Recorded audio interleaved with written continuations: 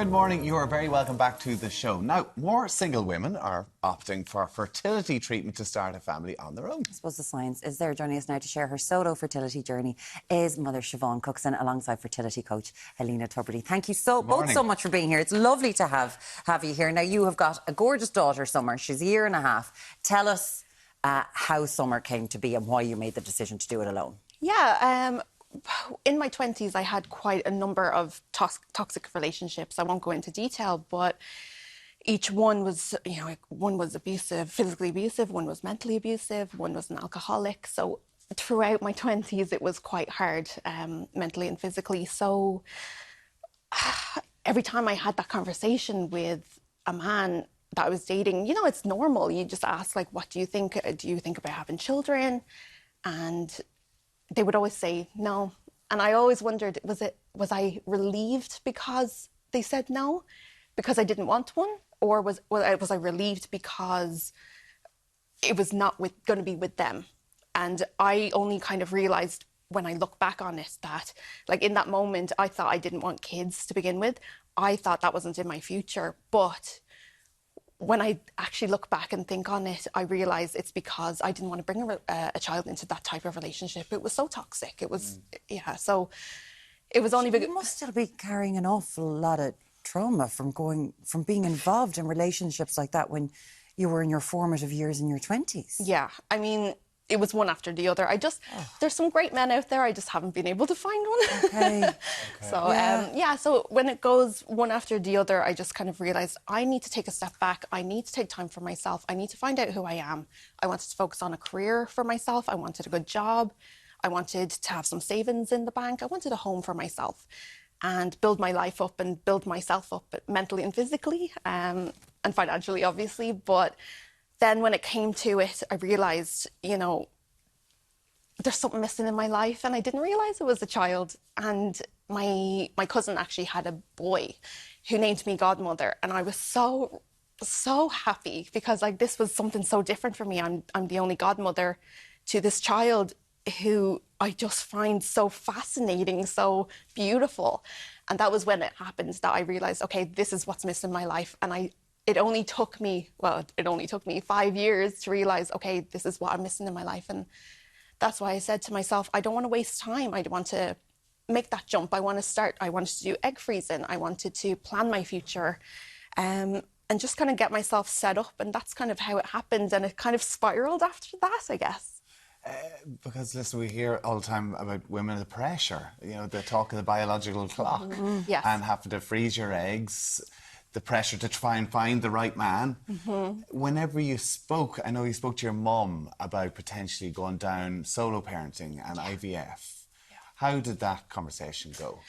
My mum is 67 now. She's amazing. She's from the Philippines, so they don't really understand, they don't really know the ins and outs of the treatments, and, it's not common there for them.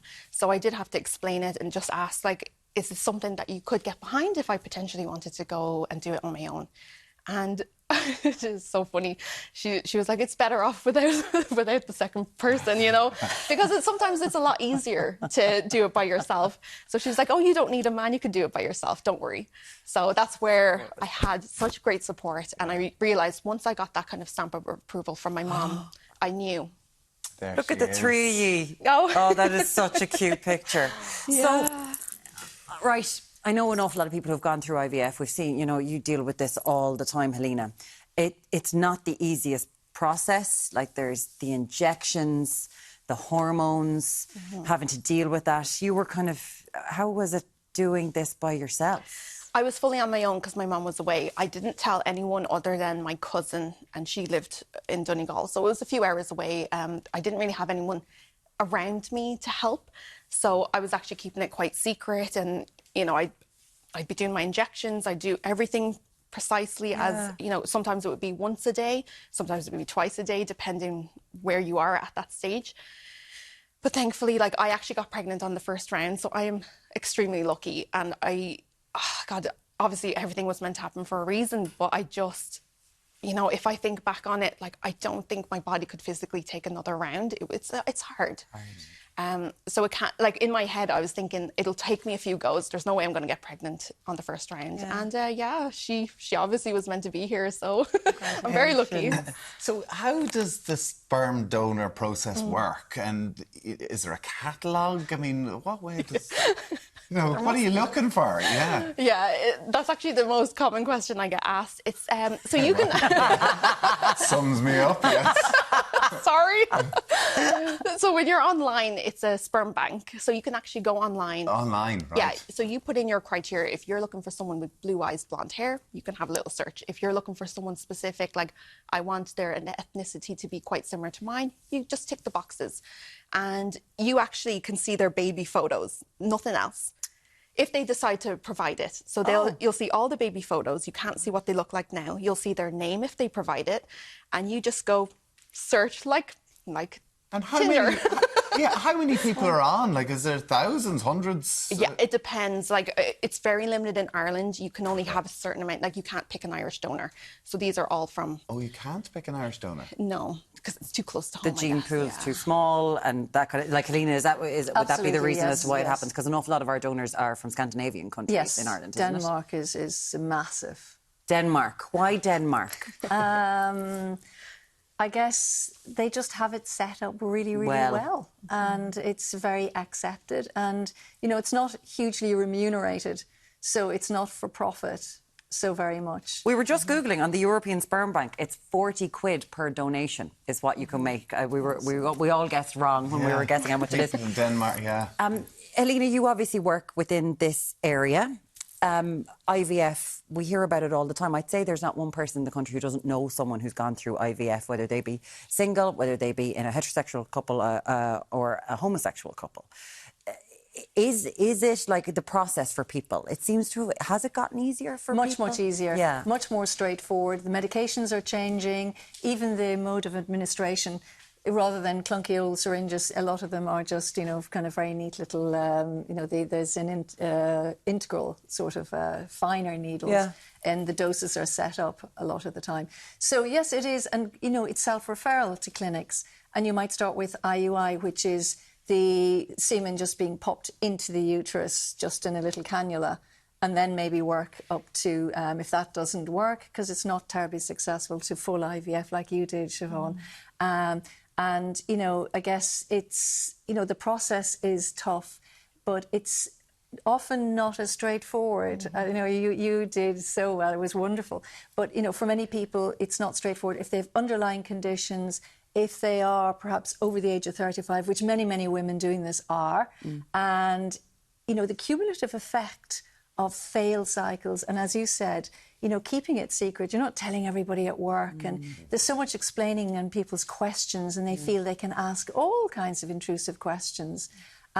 So self-managing, self-monitoring it, over time, it can be very distressing, and there can be fertility issues with endometriosis, PCOS, there can be thyroid issues, autoimmune issues that might only get picked up when you're actually going through that. Absolutely. And having to go through that on their own as well is probably more difficult, I would imagine. Are you seeing a rise in more women like Siobhan going solo? Solo mums by choice, definitely. I mean, first it was with my clients in the UK, that was kind of consistent, and now we're really catching up.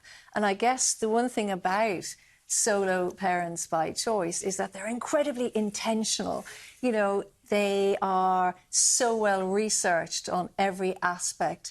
And, having your ducks in a row, you were saying, which I love to hear, the finances, the sense of wanting to do as well as you could, as quickly as you could, having a place to live, all of those, the infrastructure, the support system, the ring of support. These are questions that I will be discussing and supporting people with. It's one thing getting pregnant. It's one thing getting through delivery. Yeah. What happens then? Who's on site?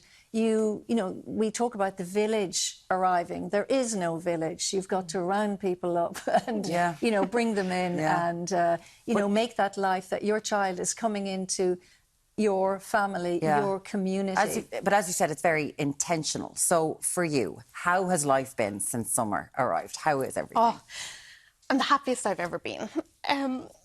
I'm just so happy. Darling, it's great. It's great. Is that what is she? She's my world. I'm so sorry for crying, but Don't. like, it's happy tears because I've never been so happy in my life. She's everything. And you've worked such a hard time in your 20s. Yeah. That kind of kept the baby question away from you for so long. So now it just does feel amazing. Oh, come on. Is it tough though? You know, you do have your mum, but you said she's away.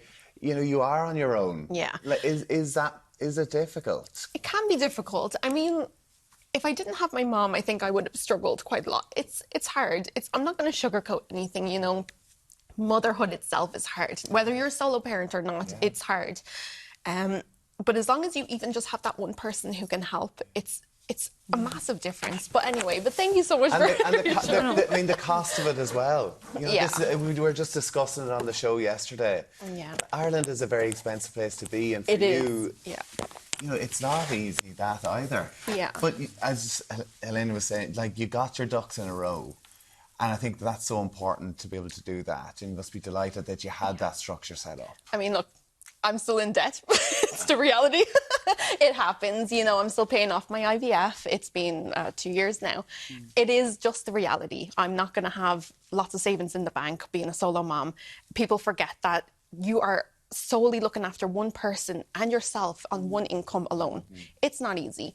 I don't get anything off the government other than the child benefits. So, you know, there can be comments like that, like I'm sponging off the government and all that stuff for being a single mom. I don't like hearing that because I work hard for my money. I own my own... Everyone gets the child benefit if they have a child. Exactly.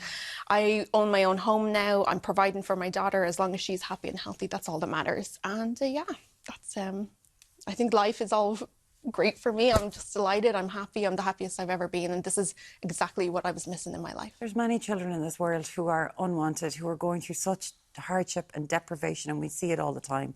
And you have a very much wanted and loved baby. It's a beautiful, beautiful thing to see. We're so happy for you. Thank you so much. Well done. Well done. It's gorgeous. Thank you, Siobhan. If people want to find out more, I know, Helena, you do have a podcast, Fertility Finesse, which seems to be booming at the minute. You're discussing similar topics. Absolutely, so you know, real stories out. and expert insights, yeah. Fabulous. Thank you so much for coming in and talking to us, Helena Tubridy and Siobhan Cookson. Thank you so much. And baby Summer as well, who's out there fast asleep. Happy little baby. Well done. Thank you. Well done. Thanks so much for joining us. Lots more to come on Ireland Day, and we'll see you back here very shortly.